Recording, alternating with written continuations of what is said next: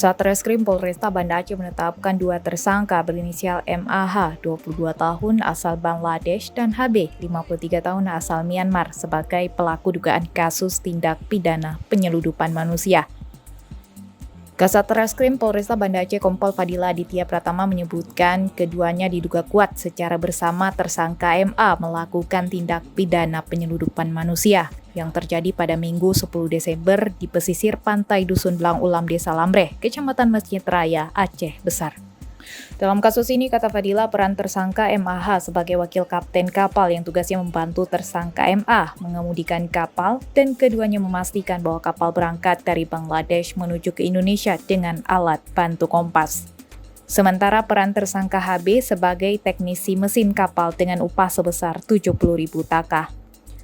Fadila juga menyebutkan jika kemungkinan akan ada penambahan tersangka baru dalam kasus ini.